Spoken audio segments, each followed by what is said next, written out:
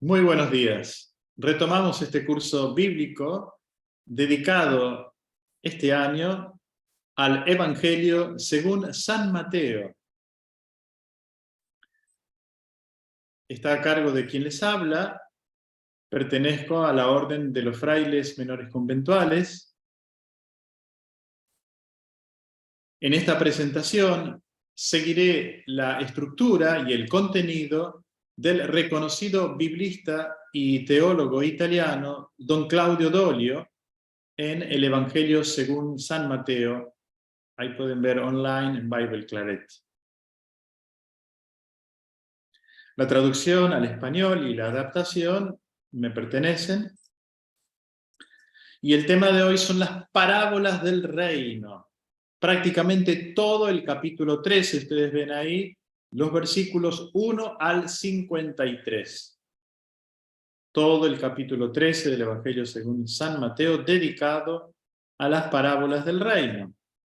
El contenido es el siguiente. Introducción, los versículos 1 al 3a. Cuando digo 3a, quiero decir la primera parte del versículo 3. ¿Por qué? Porque cuando comienza con la parábola del sembrador, comienza en 3b. Así se divide el versículo. No hice yo la división de versículos, así que respetamos lo que dicen nuestros textos, ¿no? Entonces, en los versículos 3b al 9 tenemos la parábola del sembrador.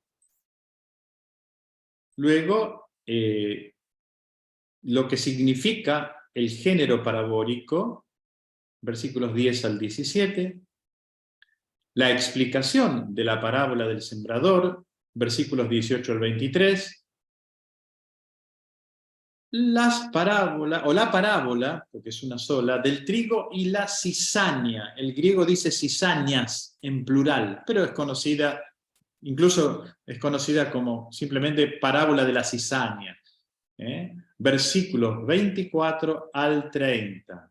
Le sigue la parábola del grano de mostaza, versículos 31 al 32, y una parábola gemela, por eso está en color azul, la parábola de la levadura. La del grano de mostaza y la de la levadura son parábolas gemelas.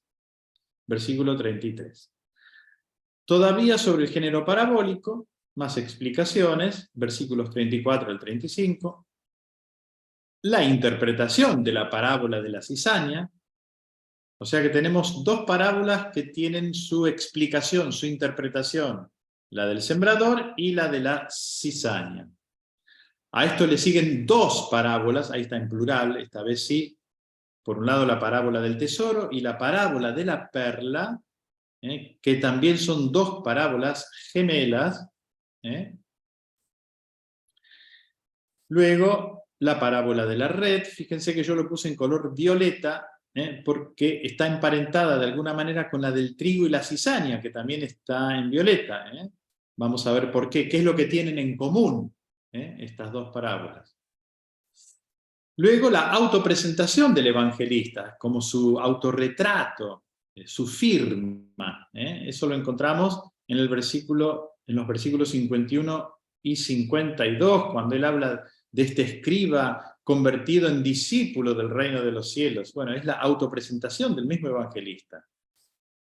Y finalmente la conclusión, el versículo 53, que ya hemos visto que es una expresión estereotipada, es decir, que se repite al final de cada uno de los discursos. Hemos visto que Mateo tiene 5 grandes discursos.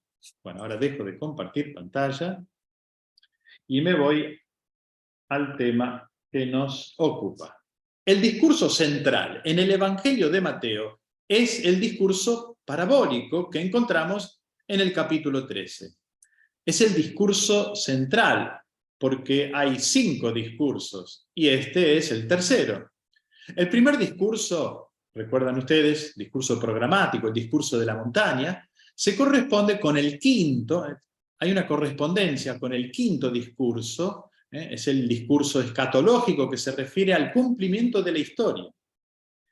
El segundo discurso, en el capítulo 10, ¿se acuerdan? Era el discurso misionero. Jesús envía a sus discípulos a salir fuera, hacia afuera, a dirigirse a otros pueblos, a otras gentes, y les da indicaciones. Este discurso del capítulo 10, discurso misionero, se corresponde con el discurso eclesial del capítulo 18, donde el evangelista recopila las indicaciones de Jesús para la vida de la iglesia, hacia adentro de sí misma. Entonces, ustedes tienen el capítulo 10, hacia afuera, discurso misionero, y el capítulo 18, hacia adentro de la comunidad eclesial, son los dos movimientos. En el centro de estos 5 discursos encontramos la revelación del reino. 7 parábolas. El número es significativo. El evangelista Mateo está atento a estos detalles y por lo tanto toma las parábolas, digamos, las toma de un material tradicional, de la tradición, donde se recogen muchas parábolas. Mateo recoge 7 parábolas. El 7, ya lo hemos dicho, es símbolo de totalidad, de plenitud, de perfección y de universalidad. Cuando decimos de totalidad, porque 7 es 4 más 3. Totalidad indica los 4 puntos cardinales. 3, símbolo de plenitud. Los italianos dicen, lo que es trino es divino. Así que bueno, el 7, 7 parábolas. Estas parábolas son el discurso de la revelación. De hecho, en el versículo 11 dice, a ustedes se les ha concedido conocer los misterios, en plural, misterios del reino de los cielos. Versículo 11. La palabra misterio estaba muy extendida en el ambiente griego e indica una realidad secreta, una revelación que debe ser mantenida en secreto por parte de aquellos que han sido iniciados en el misterio. El término griego original, mysterion, deriva del sonido onomatopéyico que acompañamos con el dedo en la boca para decir silencio. Sterion es el lugar donde se está en silencio. El final, terion, es un final común que se encuentra en muchas otras palabras como presbyterium, el lugar de los presbíteros, de los ancianos. El misterio es el ambiente donde se guarda silencio. El misterio es algo indecible, que no se puede decir y no se debe decir. Pero no es algo incomprensible. Está mal utilizar el término misterio para evitar responder, por ejemplo, a los niños curiosos, ¿no? Cuando empiezan a hacer preguntas complicadas y los papás terminan diciendo, bueno, no, basta, no sigamos hablando, esto es un misterio. No va por ahí el sentido del término.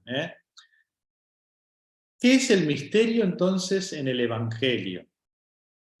Es, y en el contexto, como les decía, cultural en el cual fue escrito, el misterio es el proyecto de Dios secreto que nadie puede saber, no se conoce justamente porque es secreto, porque está reservado, está protegido.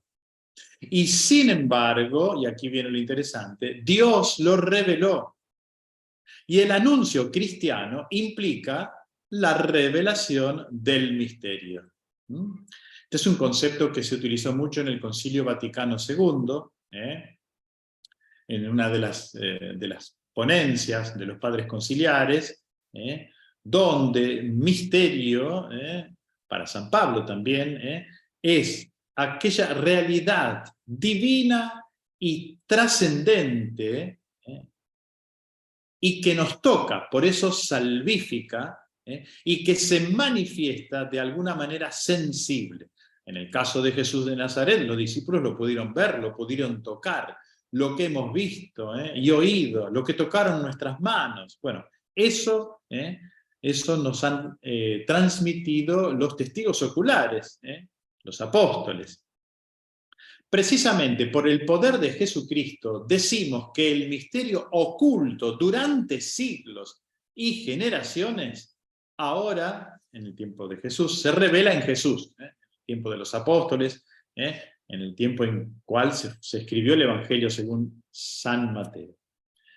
En su predicación, Jesús les dice a sus discípulos, versículo 11, siempre en el capítulo 13, a ustedes se les ha concedido conocer los misterios del reino de los cielos, o sea, el proyecto de Dios. Los cielos es un modo de hablar semítico para decir el superlativo, es decir, es el reino de los... O sea, nada que ver con lo que ustedes imaginan que puede ser un reino de este mundo, no. Es el reino de los cielos, el reino de Dios, del proyecto de Dios, Rey y Señor del universo. Por eso, como excede toda comprensión humana, Jesús le va a decir, dichosos los ojos de ustedes porque ven, y sus oídos porque oyen, en el versículo 16. Es como si les dijera, felices ustedes porque a ustedes se les ha dado esta revelación. Bien, decimos que aparecen en este discurso del capítulo 13 7 parábolas. Las parábolas son las formas, el modo en que Jesús presenta esta revelación del reino de los cielos. Ya que es difícil explicar el proyecto de Dios, decir lo indecible requiere imágenes. Y Jesús es un maestro en narrar parábolas. No se trata simplemente de figuras metafóricas, sino de hechos reales. La parábola es una historia que toca la realidad en un punto y favorece su mejor comprensión. La parábola presenta una realidad simple, común, cotidiana, una experiencia cercana que el oyente conoce bien y puede evaluar. Vamos a tomar un poquito de agua. Estamos hablando entonces de qué significa, qué son las parábolas, ¿no? El que la escucha, la hace suya y puede formular un juicio respecto de lo que la parábola está planteando. Por eso, muchas parábolas terminan o comienzan con la pregunta, ¿qué les parece? O ¿qué hará? ¿Qué es lo que hay que hacer? Y ahora, ¿cómo va a acabar esta historia? ¿Ustedes qué piensan? Es una manera de abrir un diálogo. Jesús cuenta parábolas para ayudar a entender el misterio. Parte de una realidad creada, simple, cotidiana, y recoge un principio que ilumina más allá. La primera parábola es la del sembrador. La semilla es arrojada en la tierra, en distintos suelos, en distintos tipos de suelos, a lo largo del camino, entre las piedras, entre los abrojos y en tierra buena.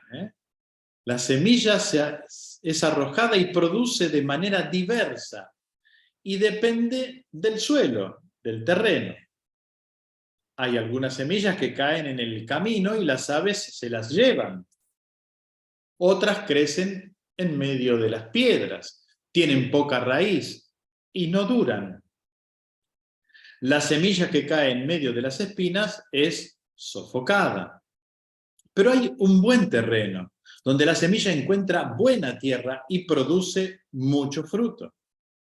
¿Qué significa la parábola?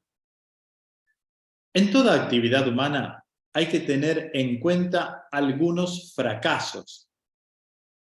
No siempre lo tenemos en cuenta esto. Lo sufrimos, pero no somos conscientes, no aceptamos que existen fracasos.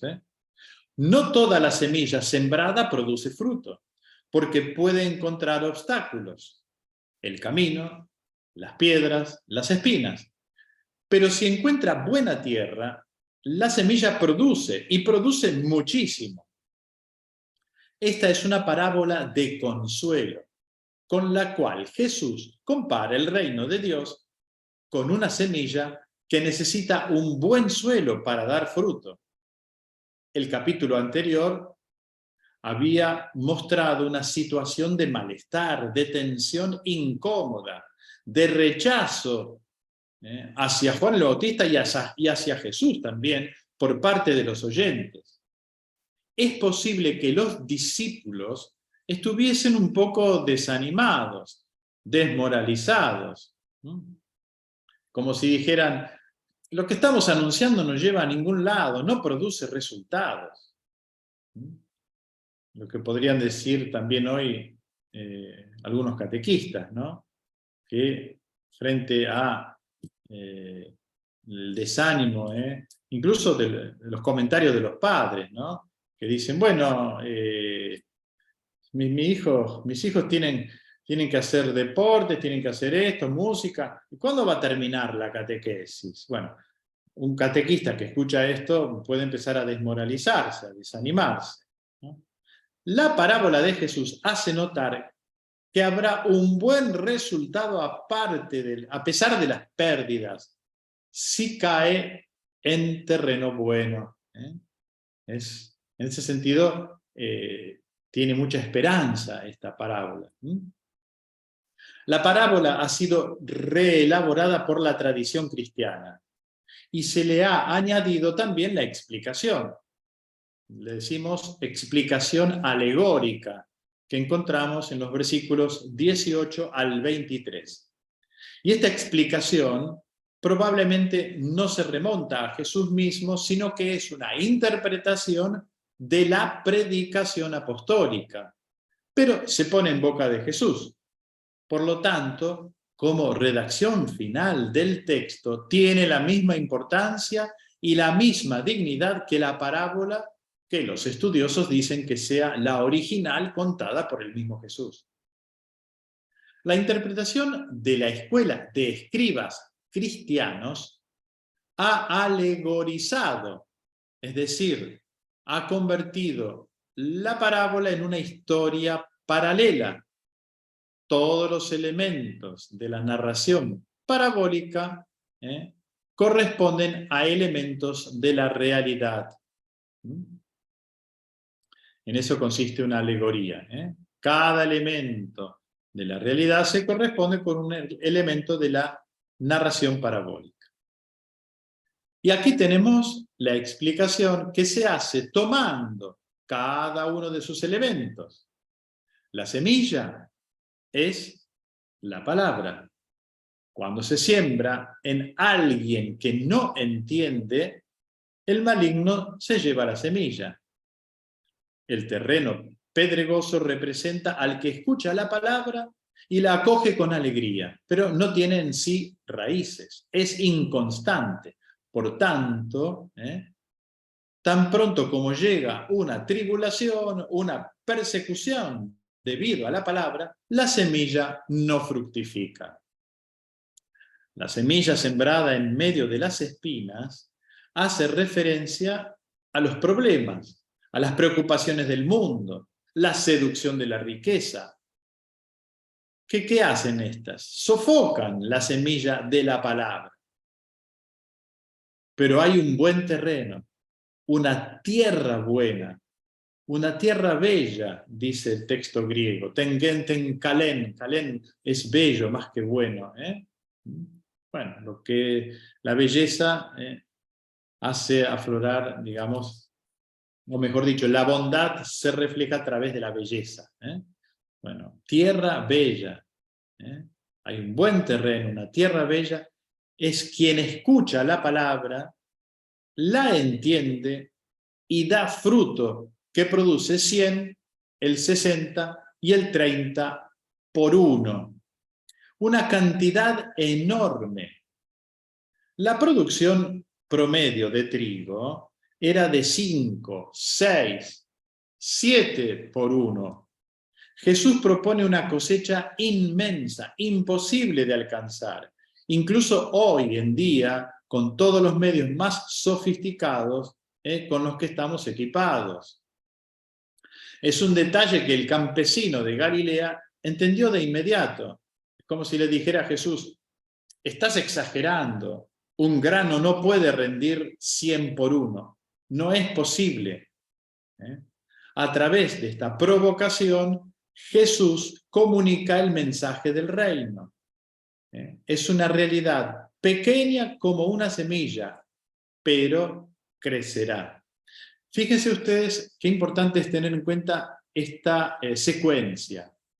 Escuchar, comprender y actuar. Dar fruto. Si no se siguen estos tres momentos, no se llega a dar fruto. Por lo tanto, es muy importante, primero, saber escuchar.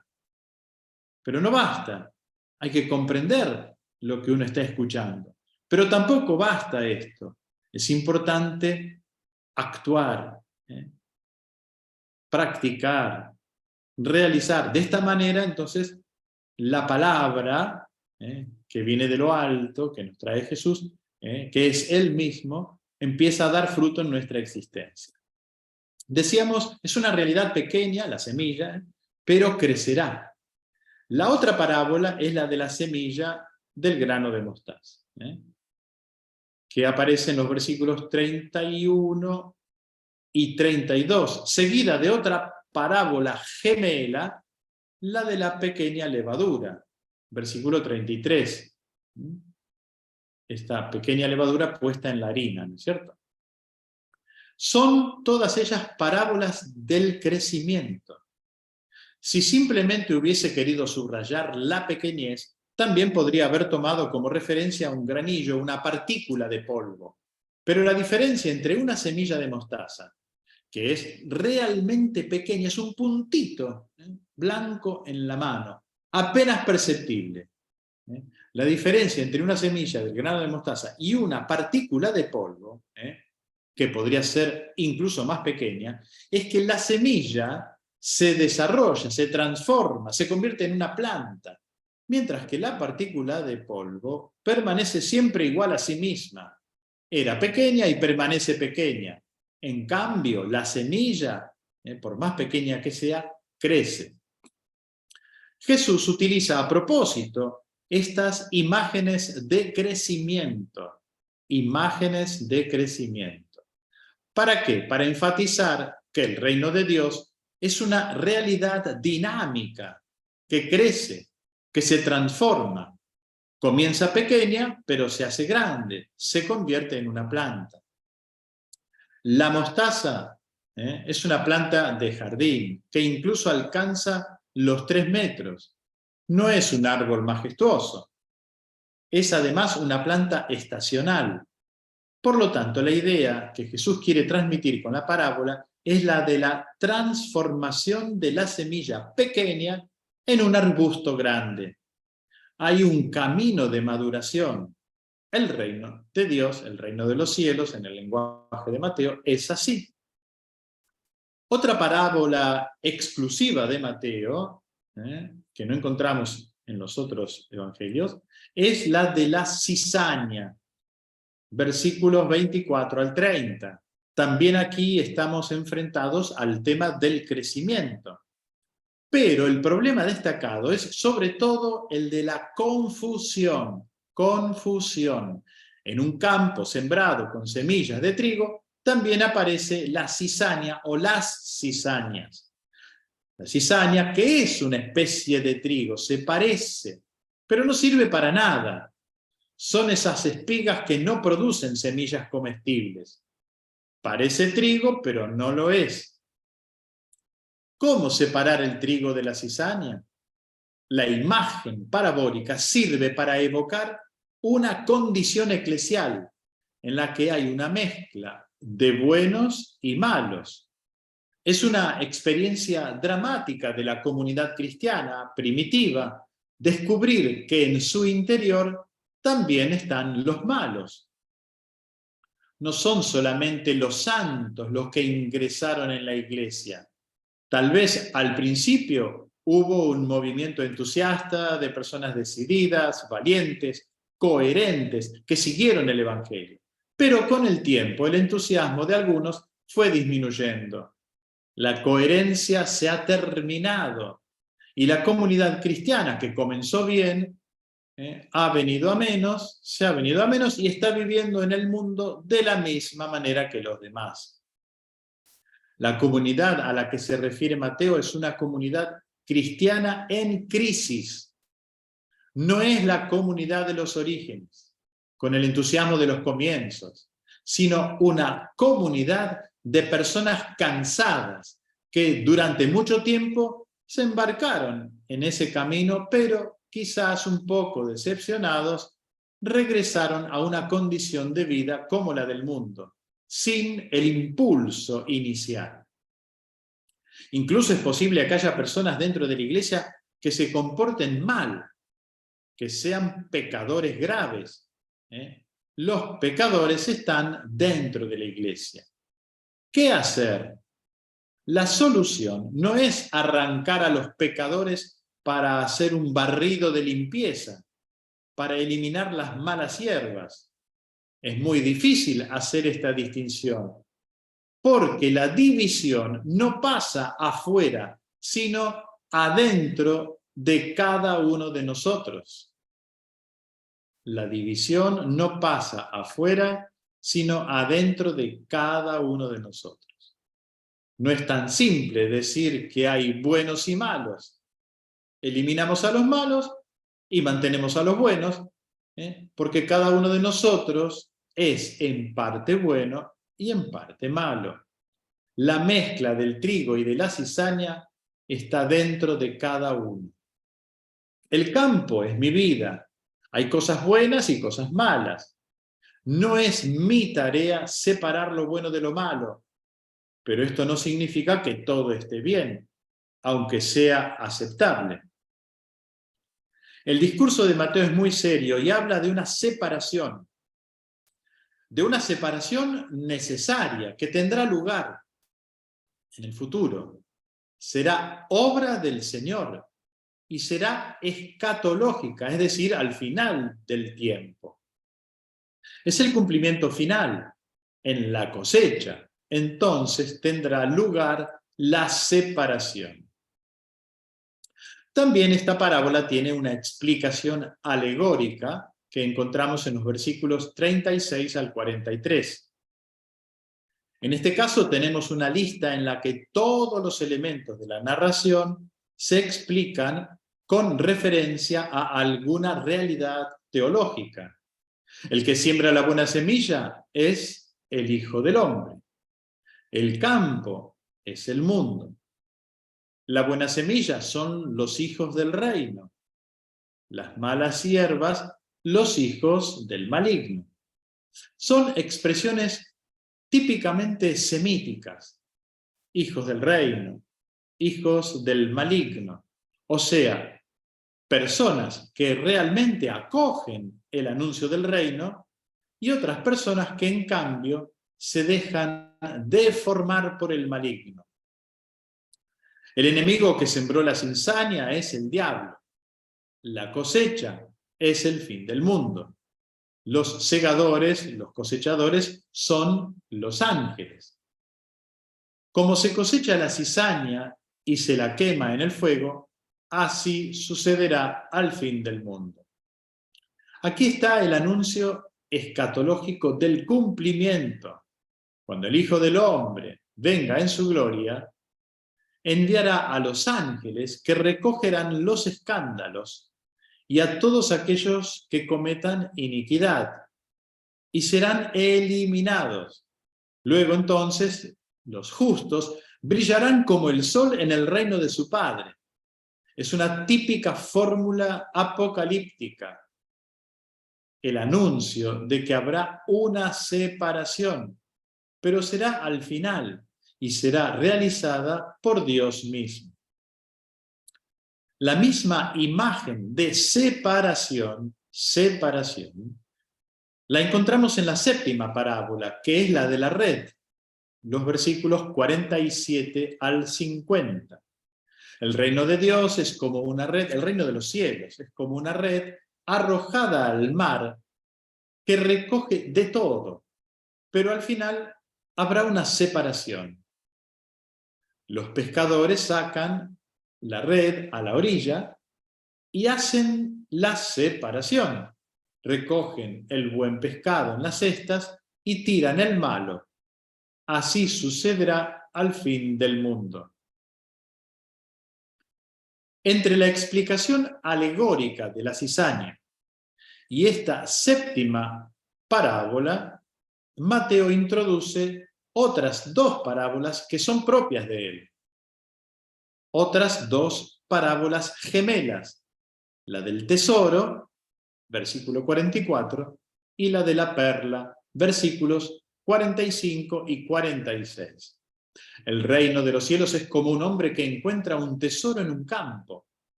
Vende todo y compra ese campo para tener el tesoro. O un comerciante que va en busca de perlas preciosas. Cuando encuentra la más hermosa, vende el resto para comprar esta perla. El reino de los cielos es un tesoro, es una perla, es una inmensa riqueza. El que encuentra el reino de Dios está dispuesto a dejar perder todo lo demás, porque en realidad no pierde nada, habiendo encontrado mucho más. Y no es cuestión de un sacrificio, sino de la acogida de un tesoro que hace fácil de aceptar y que sea lógico cualquier otro sacrificio, porque hay algo mucho más grande y mucho más hermoso.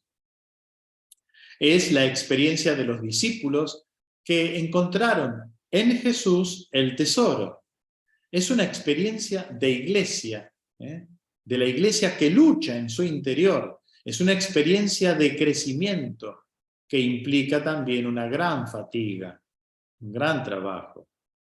El misterio del reino de Dios es crecimiento, tesoro y también sufrimiento, que necesita discernimiento, separación, que implica también tensión hacia el cumplimiento futuro.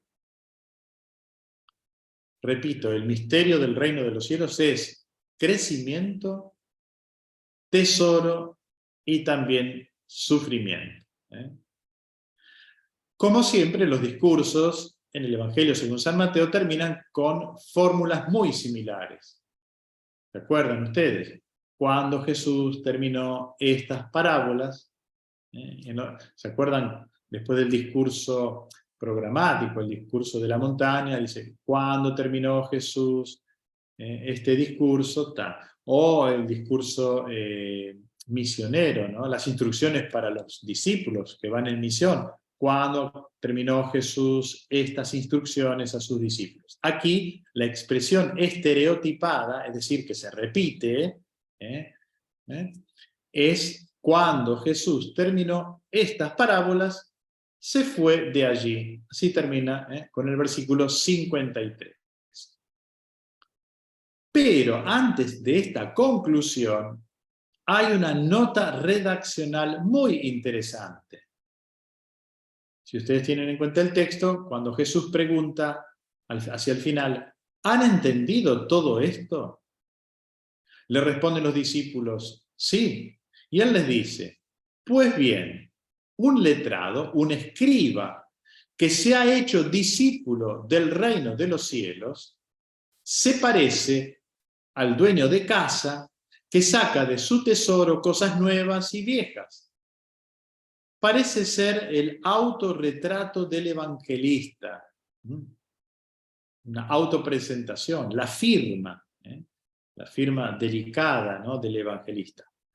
Un escriba que se ha convertido en un discípulo del reino, que ha aceptado el misterio del reino y tiene un tesoro inmenso. Es el encargado de la casa. es el presbítero responsable de la comunidad cristiana, que tiene un patrimonio de cosas antiguas y cosas nuevas. Es la tradición bíblica y la novedad de Jesús que extrae de su tesoro. Y ahora comienza otra parte narrativa, a partir del versículo ya 54, que dice, y al llegar a su pueblo se puso a enseñar a la gente en la sinagoga. Bueno, esta parte narrativa es bastante larga, o sea, ocupa los últimos versículos del capítulo 13, todo el capítulo 14 hasta el capítulo 17. Parte narrativa. Entonces, veníamos diciendo, el Evangelio está como mechado entre una parte narrativa y una parte discursiva, discursos. Bueno, terminado el discurso parabólico, comienza una larga sección narrativa que comprende los capítulos 14 hasta el 17, y en el capítulo 18 nos volvemos a encontrar con otro discurso, el cuarto discurso, el discurso eclesial. ¿Qué es lo que aparece en esta sección narrativa de los capítulos 14 al 17? Aparece la ruptura con las autoridades religiosas de Israel. Hay una fuerte confrontación con las autoridades judías y Jesús toma la decisión de irse al extranjero. Se retira hacia las regiones del norte. Es una elección significativa, un alejamiento geográfico que preludia la misión a todos los pueblos. Y es precisamente en el extranjero, en la región de Cesarea de Filipo, que Jesús anuncia que fundará su propia iglesia.